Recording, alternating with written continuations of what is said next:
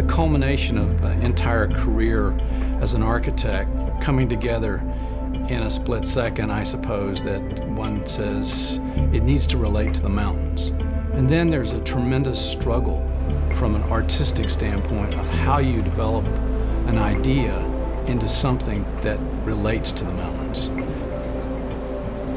So the basic idea was looking at, we have the plains, Denver sets on the plains, which is a real strong horizontal line. And breaking the plains in the distance is the mountains, the peaks. You can see them for 60 to 80 miles away, and they're layered. There's layers of peaks that create the mountains. And so this was the basic kind of concept of peaks and valleys, creating a form that we could then relate to the other forms of the building, such as the parking structures that you see at the distance, and how we stack those up. And then the curbside canopies, which were little peaks that one drives under as you come into the building, and gives you shelter before you come in, and sort of brings you down so that you can have an entry from a low space into a higher space inside the building.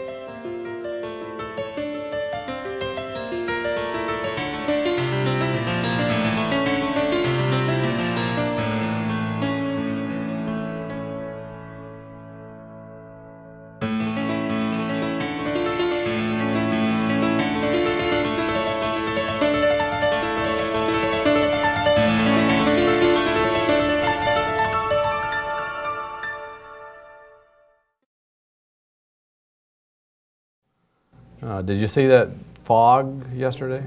Yeah, yeah. That was pretty impressive. You know, there was an article in the paper this morning about some of the accidents that were in the fog yesterday. And as I was reading it, the one that I was fixated on was the fellow who was following the tail lights of the car in front of him. And suddenly they went out, and then there was a big crash, and he banged into the guy in front. And he was stuck in his car, so he rolled the window down. He yelled out the window and said, "Why didn't you warn me that you were stopping? Why did you stop?" The guy in the front yells back in the fog. He said, "Why shouldn't I stop? I'm in my own garage." Oh, no. So, you know, the title of my talk this evening is The Architect in the Fog.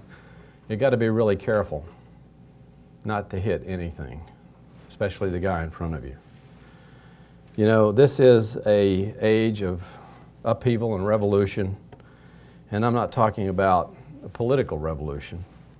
Even though there are plenty of those, I'm talking about a revolution in the way the world is organized, the way we work, the way we make money, and the way we practice our art. And it's in times of upheaval and revolution and uncertainty and confusion that things happen. There's a fog out there. It's a cloud, and it clouds our vision and blinds us as we move forward. And it makes the world seem chaotic and dangerous. At least for me, it feels that way. Today, we have 24/7 access to information, but we're not wiser because of it. We have navigation systems in our cars and GPSs on our phones, and it's harder than ever to know where we're going. In our field of architecture, it's very chaotic. In our profession, the boundaries and forms are blurred. Of course, the fog isn't all bad. Newfound artistic freedoms are very energizing. New architects are constantly surprising us with how far they can stretch the innovative ideas. And it's innovation I'd like to talk to you about tonight. For a while, the fog is dense. All that uncertainty about the future can only be good for us as a whole if we make it through the fog, provided we're able to navigate through it. The fog isn't just surrounding architecture and design, it's encompassing everything. It fills our demographics and our economy, and it's all over the world, all over the entire geography of the world. One of the reasons it's hard to see a clear path is because of the crowds of people. On October 31st, 2011, the population of the Earth reached 7 billion. 7 billion people.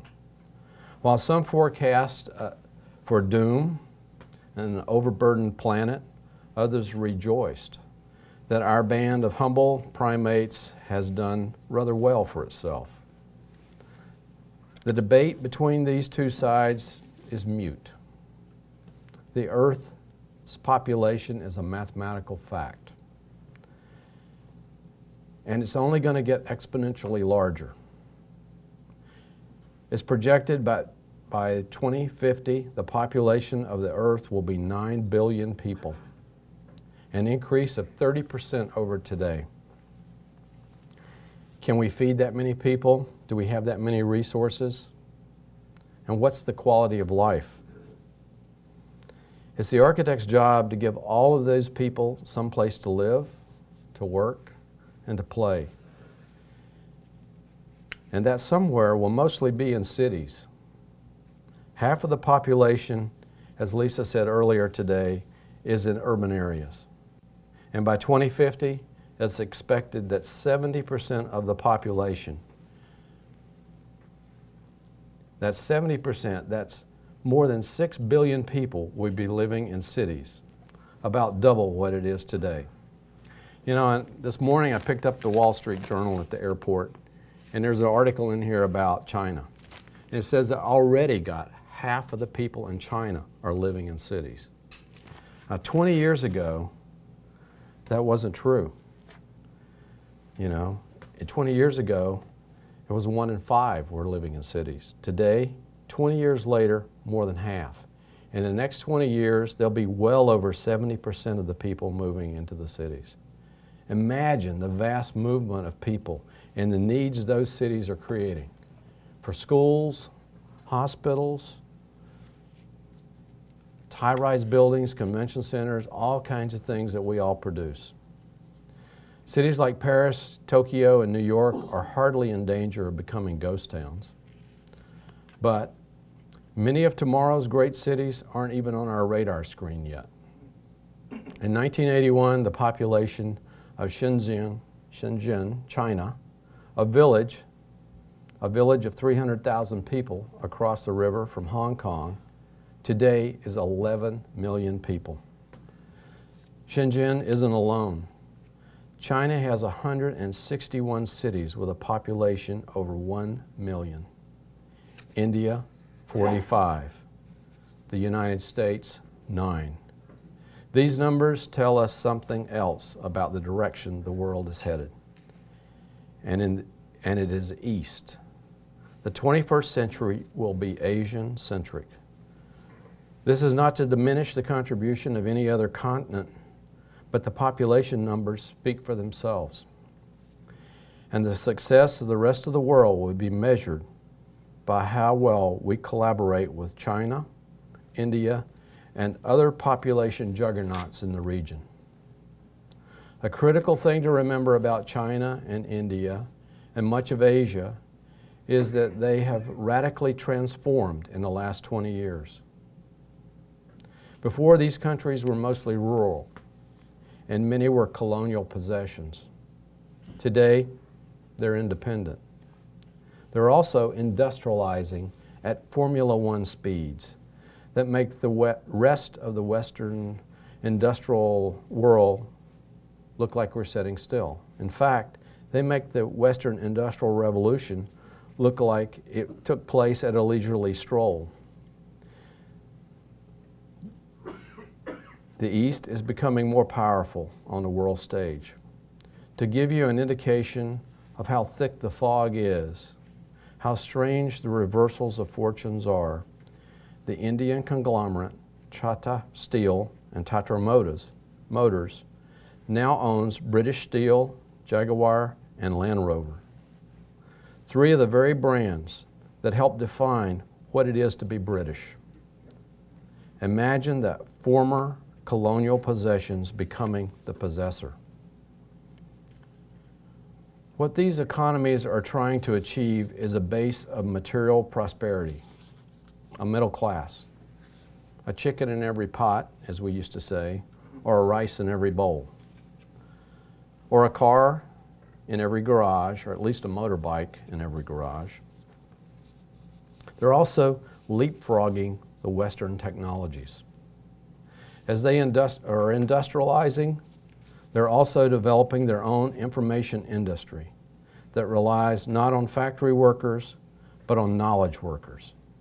IT specialists, engineers, attorneys, marketing executives, highly trained professional class that numbers in the millions, but hardly existed only a decade ago. And we're competing with them. The West calls them knowledge workers, but I prefer the term mind workers because they also use creativity, problem solving, and business savvy. For these mind workers, boundaries are largely irrelevant. An IT consultant in Mumbai may help a company in San Francisco interface with a manufacturer in Shenzhen, and the product is sold in Europe. We've also made our share of innovations here in the U.S. The problem is these successes aren't measured in the usual ways, such as units produced or revenue per share. These most innovative companies that are around today and are emerging today are a species never seen before. They've invented they invented entirely new products and services, creating new markets, new ways of living instantly. These companies are so different that we have a hard time getting our head around why they're successful, and sometimes even what they do. That's because these companies don't recognize boundaries either. Not between nations, not between industries. Imagine telling a loan officer at a bank that he made the biggest mistake in his career by laughing Mark Zuckerberg out of his office when the college dropout told him he was planning to start a company that would allow users to collectively complain about how they hated Monday morning and share videos of cats being funny. Imagine music bigwigs and camera executives trying to forecast the convergence that would overtake them. A company that produced neither music nor cameras. I'm speaking, of course, about Apple. It's changing the industries. It's eating their pie. I'm sure you've heard about Kodak, which was mentioned in an earlier presentation today, filing for bankruptcy. And camera companies are beginning to have trouble. It's a shift. It's a shift that you're now being able to see major effects from. Imagine Gaddafi, a Mubarak, learning that their decade-old regimes of terror and oppression would be overthrown by a destructive new weapon from America called a tweet. I heard two guys arguing in our office the other day. One said, "Newspapers are going out of business." The other guy said, "How do you know?" The first guy answered, "I read it on the internet." You could make the same joke about the post office. Maybe the punchline would be delivered by email. I saw that most of you were carrying iPads earlier today. How many of you were carrying iPads or any other kind of tablet 3 years ago? 2, 3, 4. 5 years ago, what would your mother have said if you told her you wanted to Skype with her? Today, I Skype with my mother all the time.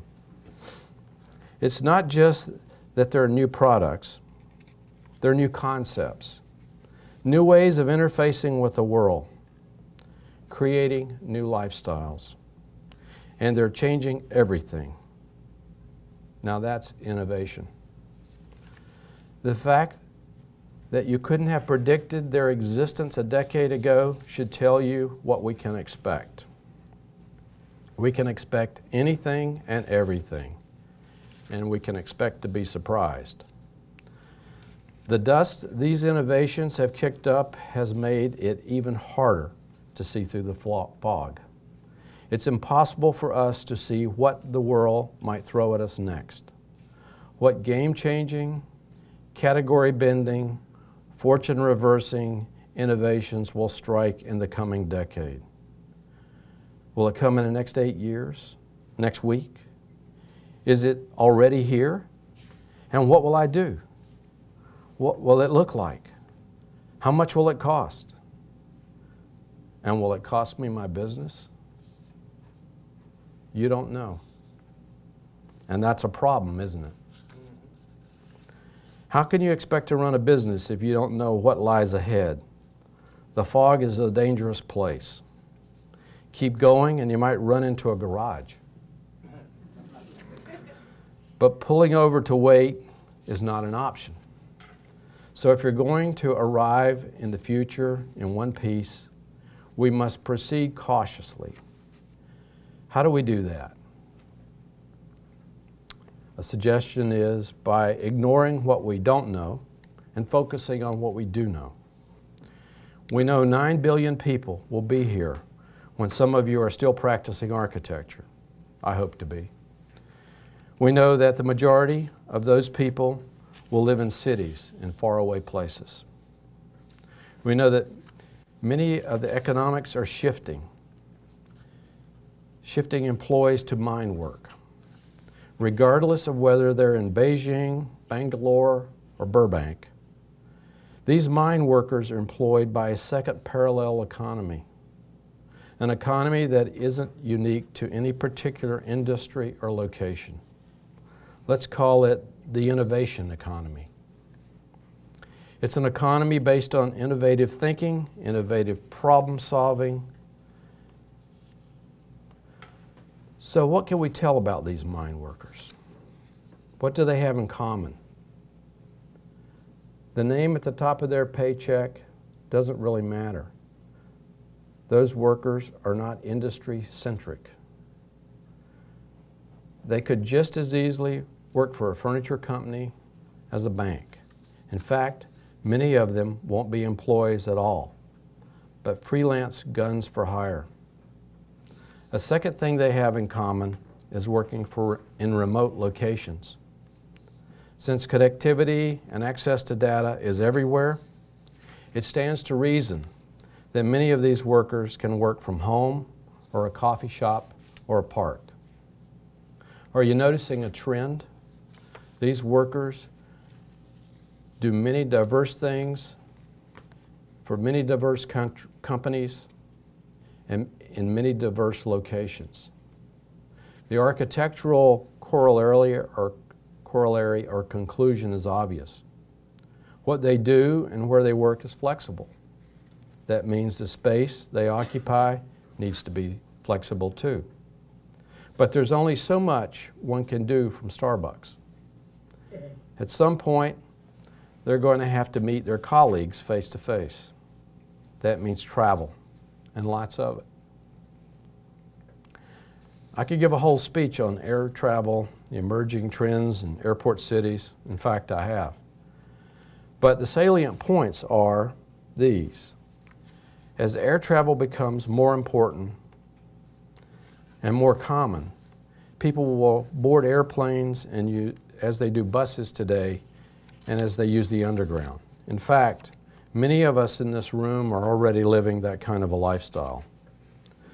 But as aircraft technology becomes greener, quieter, and even safer, airports will move closer to our cities, and cities will move closer to our airports. Cities have always grown up around forms of transportation, such as seaports, train stations. Airports are no different. Over time, an economic partnership forms between the city and the mode of transportation by which people arrive at that place. My firm spent a lot of time thinking about this issue, and the changing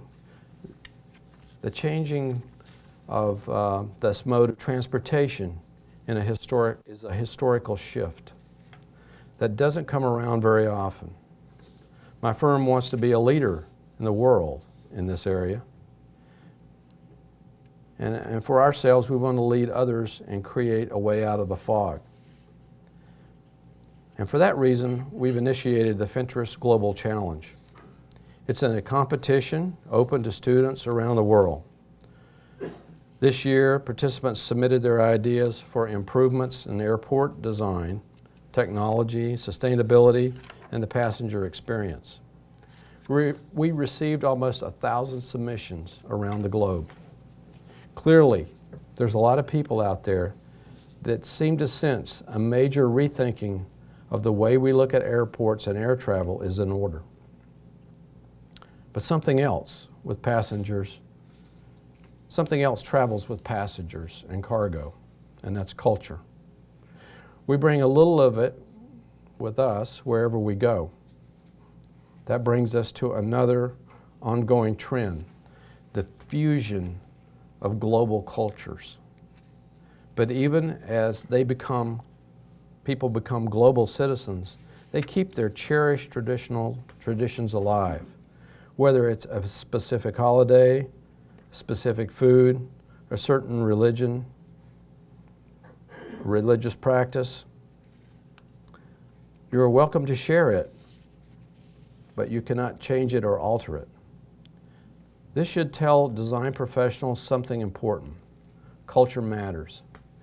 People's beliefs and customs matter. And for all that talk about this being one world and one set of common values, there are differences. Differences that make the world more interesting. After all, Why travel anywhere if everywhere is the same? It is one of the greatest tragedies of architecture that for all the imaginative designers that are working today, some have forgotten this idea of context and culture and geography. Which cultures transform so quickly? When cultures transform so quickly, once we may lose this sense of place, and once we lose it, we may never regain it. While tomorrow's urban mine workers remain in touch with their culture, they also remain in touch with each other. In 2010, 175 million Twitter's users sent 25 million tweets. As of January 2012, Facebook had over 800 million users, and 75% of those were outside of the United States. And those 800 million Facebook users loaded over 100 photographs each about themselves into Facebook. That's over 91 billion photographs in the past year. As for that rather quaint and old-fashioned means of communication, email, 2010, the world sent 30 billion non-spam email messages. Now, I talked to my IT guy in my office about this. And I have the answer to that. It's okay. He said that non-spam emails are less than 1% of the emails sent. That's why you got so many. So that's 30 million non-spam emails per day. The total number for the year of non-spam emails was 11 trillion email messages. That's you and I communicating with each other. That's sending something to somebody you want to talk to and they're talking back to you. Economists often refer to a concept known as monetary velocity. The simple definition is the speed and frequency with which a unit of money changes hands. It's useful for measuring things like inflation, general economic well-being, but I suggest another kind of velocity might also be useful for gauging economic health, the velocity of ideas. Whereas it once took ideas centuries to spread, it now happens instantaneously. The internet has made geography irrelevant. And if a musician in Brooklyn posts her latest track on YouTube, a musician in Tehran may find inspiration in it. That Iranian artist's own work may inspire some other artist in Vienna or Caracas, or Xi'an or Shanghai. Soon enough, the whole world is singing a different song. It's a benign notion if the song is benign, but something entirely different if there's a political message. These mine workers are capable of exchanging ideas at a rate unknown in human history. Thoughts arrive on the other side of the world almost the very instant the sender hits the key.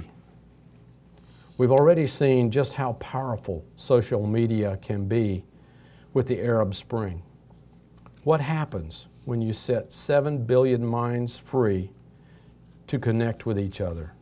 That's 7 billion nodes of human information, 7 billion synapses in the collective human brain. What happens when 1,000,000 Alexander Graham Bells first Skype 1,000,000 Watsons? Or, for that matter, 1,000,000 Philip Johnsons follow 1,000,000 Mies van der Rohes on Twitter.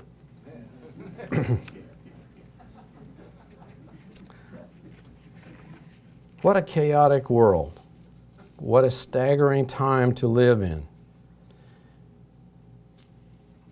But exciting as it is, it's also treacherous.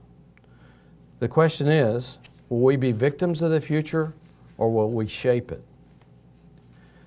You might be in the fog as to where we're going with all this. I can't blame you. To become an architect of not just buildings, but of the future itself, we still need a way to get there.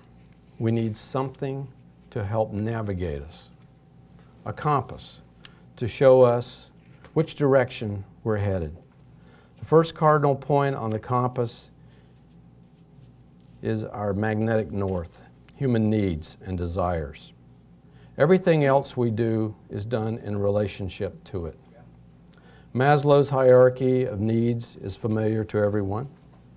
At first, the start with in our profession was to focus on building for the very bottom level of the pyramid, addressing the needs of humans in terms of what it takes to merely live. And as civilization progressed, we began moving up the pyramid. Today, we must keep our focus on the highest level, self-actualization. We live at our own potential when we're happy, and we're happiest when we live to our full potential. In our own firm, the standard we use for every design is whether it enhances the human experience. We design for people because we're architects for the public. And most of our projects are open to everyone. The clients we serve number in the hundreds of millions. Rather than create something that would appeal to the lowest common denominator, we see it as our responsibility to create something that appeals to the highest spirit in all of us. But every north has a south. It's polar opposing force. For architects and builders, the opposing force of human desires is being responsible and conscientiousness. Humans want a lot more than earth or reality can give us. We want SUVs that have no environmental consequence. We want a place to park these SUVs, namely in a 3-car garage next to our 5,000 square foot homes with lawns, only 5 minutes from the airport. But sources are finite. We can't continue to consume our way to a better environment.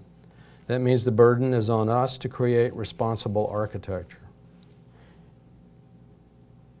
And it's our role as educators. In our role as educators, we educate best not through lectures, but through the work that we create. Build something beautiful, build something meaningful, and build within the means of the earth's resources. The third point on the compass is experience.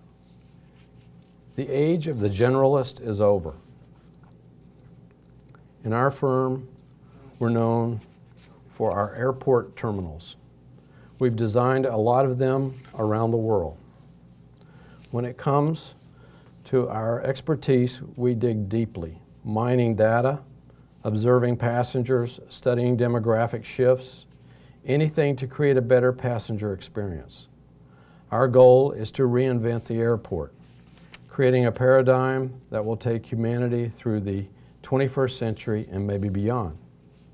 Which area of expertise you choose is up to you. But staying a generalist may turn you into a commodity. And if you're turned into a commodity, you may be replaced by software. Expertise is the best way to lead in the innovation economy. Being known for your accomplishments in a specialized field, being branded expert, means that you can own the space and make the rules. The fourth point of the compass is agility. While it's important to have an expertise, it's important to be able to move quickly and respond to a changing environment. Design and construction is a field not known for changing quickly. Agility isn't part of our professional DNA. And yet, in the new economy, the ability to see what is coming and move fast is an essential skill. When things change, you must change. Architecture doesn't exist in a vacuum unto itself. We're not a discrete vertical service, but an important part of a wider continuum of designers. As cities grow, so does the scope of their needs. They don't need just another architect any more than a patient in the hospital needs just another doctor. We can take a lesson from the mine workers of the world by learning to collaborate with other disciplines and professionals. Strategy isn't about where you build your castle. It's about how fast your army can move, how quickly you can change course. With expertise in one area, but a reach that extends into others, you can become an expert advisor to our clients. And there's one more thing on the compass, the most important point. That is the center, the pivot point of the needle. For Fentress Architects, that center point is the creative process. Creativity is a slippery thing. No one knows quite how it works or why it usually shows up in the middle of the night or at 5 a.m. in the morning. But that doesn't matter. We can harness it. At our firm, we've established 8 principles that guide us through the design process. We call them the touchstones of design. Discover the natural order. Use context to create identity. Let culture guide design. Celebrate the entry. Listen closely. Stay focused. Restrain the ego, difficult for architects, and design for people. The point of the touchstones is this. The creative process isn't the formless anarchy most people assume it is. Having guidelines to direct us along the most productive path is not only helpful to our navigation through the fog, but essential.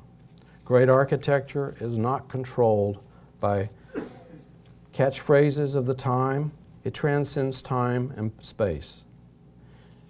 It shows genuine respect for the environment, for people, and for the universe. It is, in short, about design that elevates and restores. It is about design that lasts.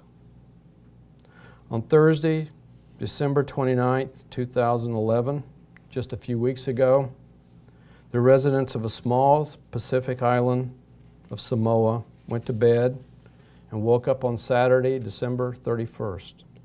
They skipped Friday, December 30th, entirely. Samoa lies on the international dateline. For 119 years, they had chosen to be on the same calendar as their largest trading partner, the United States. They've realigned themselves to be literally on the same page as their new largest trading partner, Asia. Now, rather than being the last to ring in the new year, they'll be the first. There's a metaphor in there somewhere. Something about going to bed in one era and waking up in a new era. This is not to say the U.S. is no longer important to Samoans. It's just that we no longer are the most important. Of course, Samoa is a tiny nation in real terms. The date change really means little, but it's a good indicator of things to come, of the world in realignment, of tectonic historic shift, a symptom of the fog. But unless we plan to retire right here, right now, we need to use our compass to find a way through the fog, to determine our course of navigation in this changing world. We must keep our needle on magnetic north, human needs, and our eyes on the road ahead. Why? Because we're designers and builders of the innovation economy. And creating a better world is what we do. It's our responsibility and our privilege to navigate through the fog first, so that we can light a beacon and show the others the way. Thank you. It's so nice.